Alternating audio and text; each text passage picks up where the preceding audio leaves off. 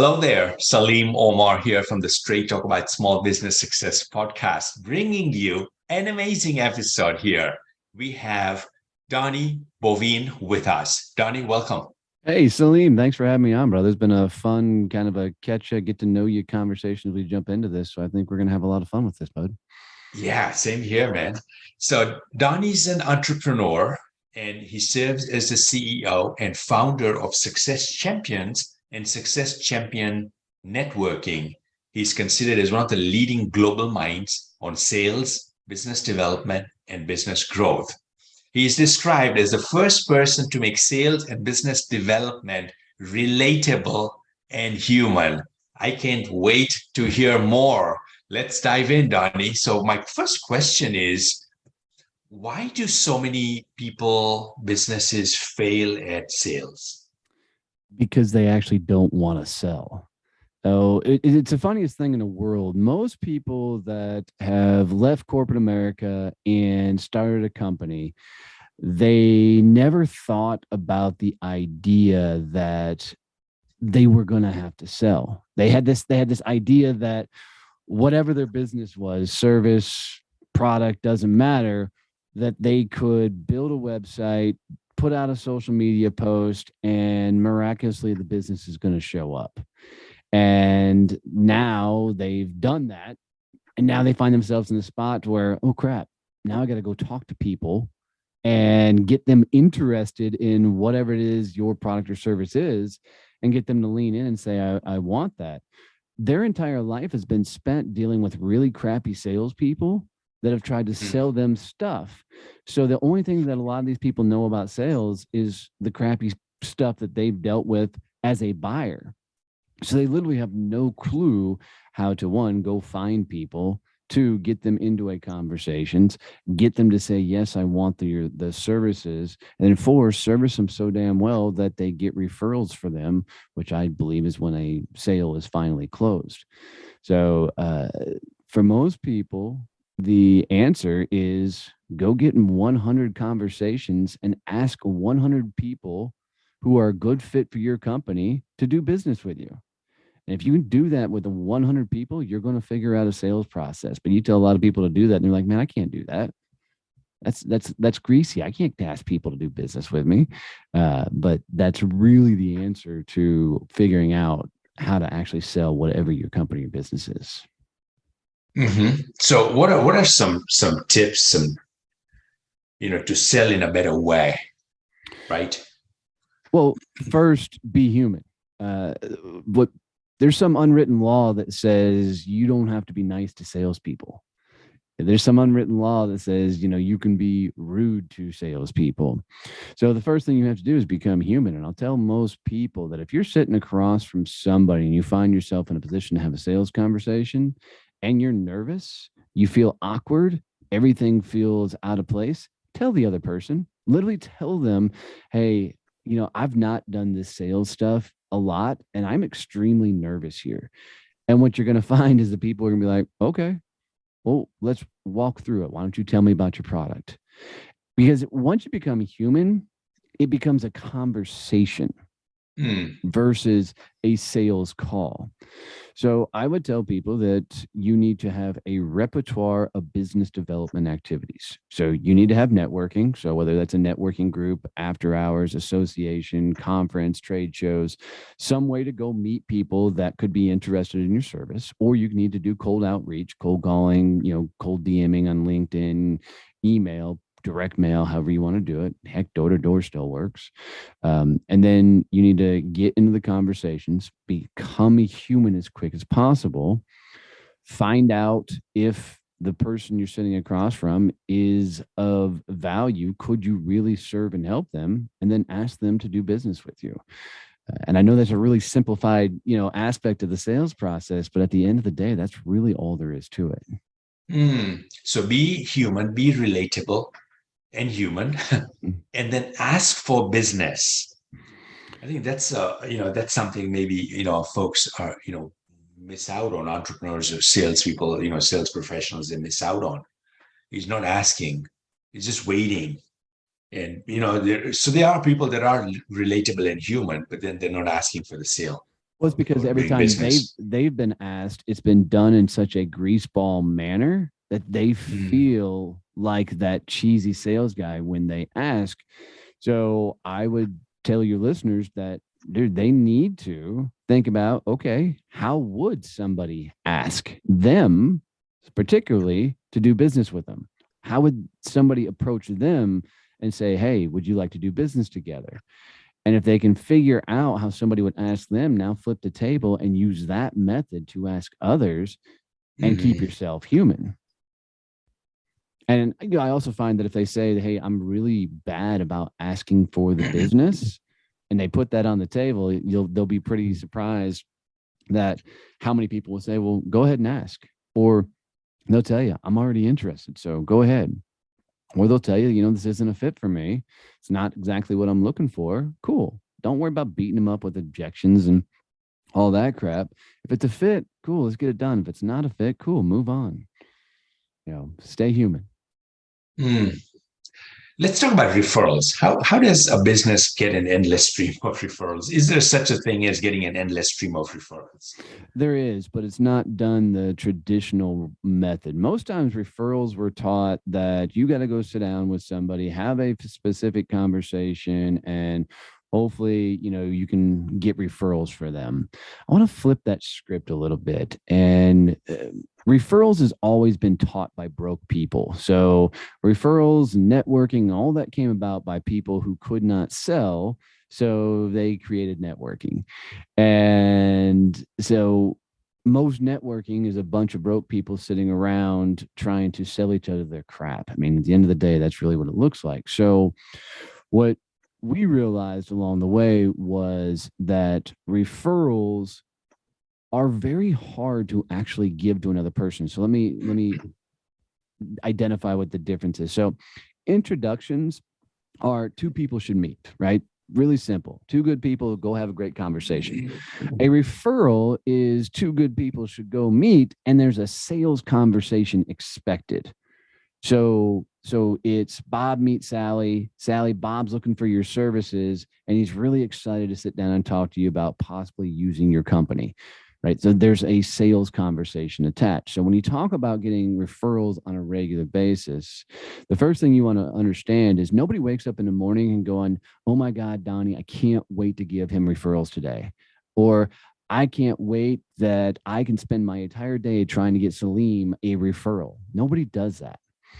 The second thing we need to understand is everybody filters referrals through their own bias, meaning that if happen to need a CPA and I remember Salim, then I'll make that introduction, right? And say, hey, this is the guy you need to use. So to get a steady flow of referrals, first thing you need to do is forget about the end user client. Forget about the person you need to actually get to have the sales conversation. And people always look at me like I got two heads when I say this, but let me explain. So very rarely am I going to hear or know that somebody is looking specifically. We'll just use a CPA, for instance. I don't hear that often from my clients, and the people I'm networking with. But if I know that a CPA has some really good synergy partners, like for CPAs, other people that are targeting the same size clients are pretty good synergy partners. So let's say attorneys or HR consultants or financial advisors might be good people for CPAs to hang out with. You sit across from somebody and say, okay, what industries are your best referral source? And you tell me that it's financial advisors, HR consultants, attorneys, cool. I can make those introductions all day long because if you're out networking, you're out meeting people, you've got those connections. So now you sit across from a guy like me. I make several introductions to those people. Now your metrics and everything is based on, cool, how many financial advisors am I meeting this week? How many, attorneys am I meeting with this week? How many HR consultants? And you get a Rolodex or a contact list of these people who are synergistic partners. You'll have so many referrals coming in, you won't be able to handle them all because you're not focused on, hey, I'm looking for anybody who needs a CPA. You're focused on, how can I get to the people who already have the client base? What value can I bring them? And how can I build these synergistic relationships? And you're going to be blown away by the amount of referrals coming in. Now, that's just one tactic. There's several more, but that's my favorite one to usually teach people. Yeah. Makes a lot of sense. Who else has got the clients that are your ideal clients, right? And there Yeah. are other service providers, folks that offer services to those folks. And that's really the best, one of the best ways to do that. Yeah, I mean, imagine if you had 5 or 6 people, all from different industries, but y'all all focused on the same exact target Mm, clients. Now that becomes an elite force of people, and the trick with that is you got to have 5 or 6 people that know how to sell, know how to go get their own business, yeah. and then they bring back that new business to this group. And if you get 5, 6, 20 people doing this, and they're all proactively out there selling and bringing it back, man, everybody's business will absolutely blow up. But Yeah. most people don't look at the synergy relationships like that. They go look at, your traditional networking and go, okay, these people are going to build my business for me. Let me sit and hope they bring all the referrals in. And then they give networking a bad name and say networking doesn't work. Yeah. Very quickly, and then we'll jump onto another topic. What's the best way that you've seen, other than one-on-one, making one-on-one recommendations? What's the best way to get all the clients or customers or patients informed about the synergistic relationship that business has with the other one? Well, it's a 3 or 4 part answer. So the first one is, every client we onboard, we talk about referrals at the onset of that onboarding. So we'll let them know, hey, we're going to spend 80% of our time servicing you, making sure you get everything you got. And at the point you feel like we've delivered the value and you've gotten the ROI that we said you'd get, we'd like to sit down and have a referral conversation about who you know that we should be talking to. And the reason we can spend so much time with you is because of that future referral conversation down the road. Right. So we set the stage there. The second thing you should be doing is you should be having email communications with all of your clients, all of your prospects, and you should be talking about who are those synergistic relationships for you, and even go so far as to promote some of your synergistic connections to your network and get your synergistic connections to do the same for their network, through their emails and the likes. The other is, you should be, because the greatest thing we can have in this day and age is a personal brand, and a personal brand, by my definition, is the stories everybody tells about you when you're not around.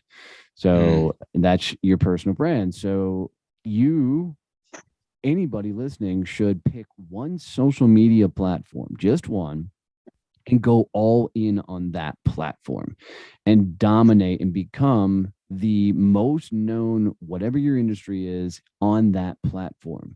So let's say it's LinkedIn. Like, if it's LinkedIn, then whatever your industry is, you need to be the biggest, or aim to be the biggest known person on that platform. And you do that by putting out original thought content where you teach everything and you give all your knowledge away on that one platform.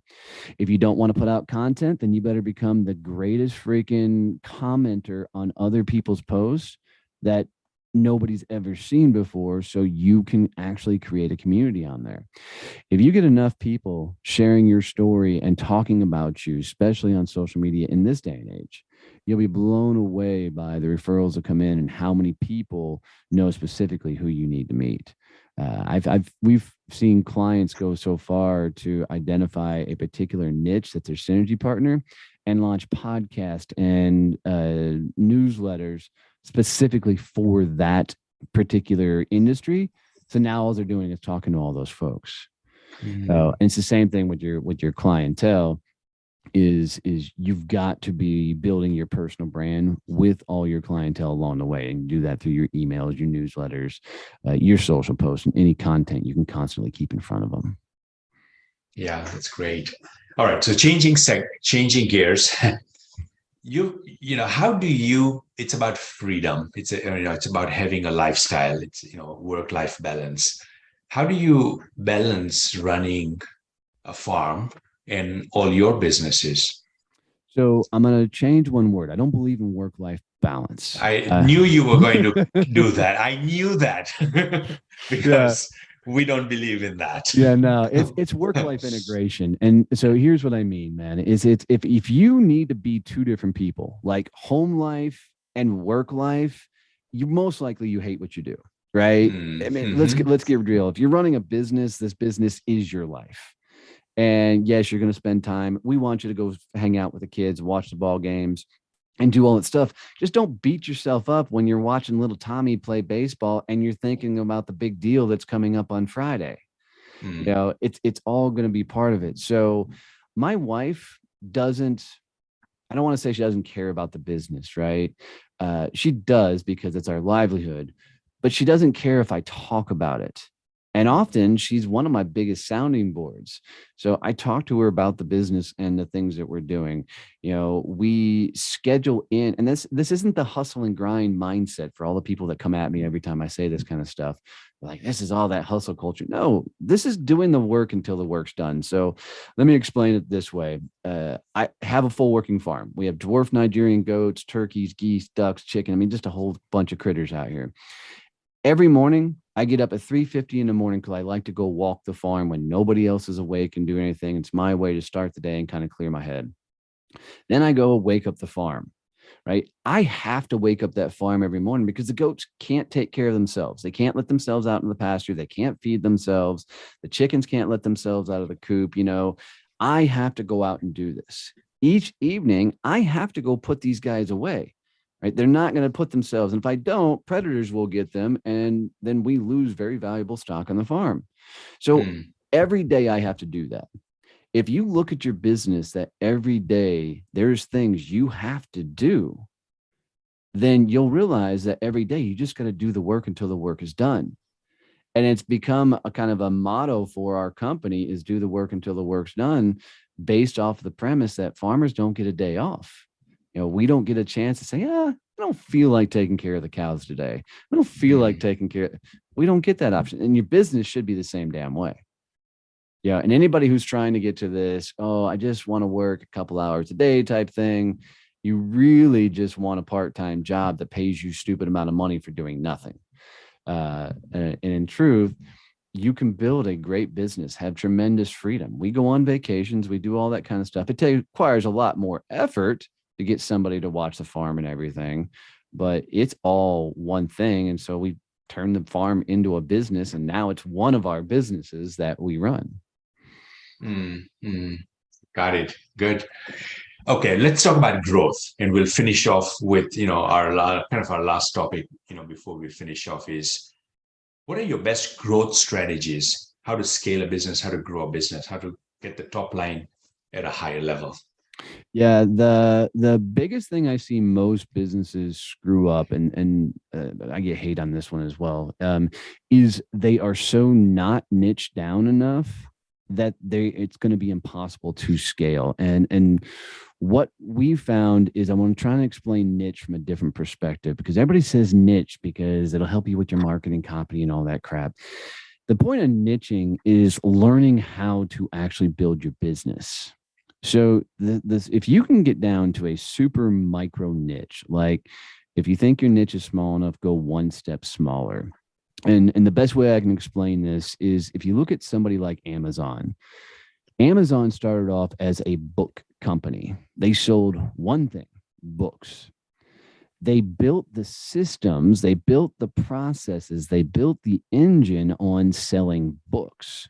Once Mm, they got that model right, mm, then they started adding in other things to sell. I think they went from books to toys, I think was the next thing they went to. And then they should check to see if the process of selling books would apply to selling toys.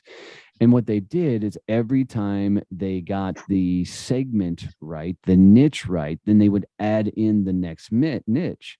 But most people are like, I don't want a niche because I'm going to lose sales and all this crap. And it's not about losing sales. It's about getting the sales process so dialed in that when you move to the next niche, most of the stuff is already built and you can just plug and play and go. So most people will only grow a business because truthfully, they probably just created a crappy job for themselves and not a company. To truly scale requires you to have an elite team, dynamic processes that only your team can pull off, and then have the ability to put enough marketing, enough content, enough strategy into the marketplace that you have so much influx of business that you can go from like $1 million to $100 million without any increase in personnel or overhead. That's what scale means. Otherwise, it's just growth. So go super niche, perfect the systems and processes, get those dialed in, start taking those to other niches. And when you're ready to finally explode, now it's time to unleash all the learnings you've got and really hit the marketplace. Oh, that's great advice. Yeah, very not typical what we hear about niches, and I loved how you shared it from a process standpoint, from a system standpoint of getting it dialed in. Giving Amazon is the example. They got the book spot dialed in, then they broadened it. There was a niche. Then they broadened it to all other products. And if you look at it, a lot of companies, I mean, you can go Disney in the mix. They started off with a cartoon mouse, making cartoons, and now that's grown to theme parks and, all kinds of movies and you name it. They got most of your biggest companies in the world, IBM, one computer, Apple, one computer, right? They focused in on one thing and they got it right. And once they got it right, they moved to the next niche. And that is how they grow to the behemoths they are today. Awesome. Donnie, this has been amazing. We are out of time. I think we've got to bring you in again for another session on this.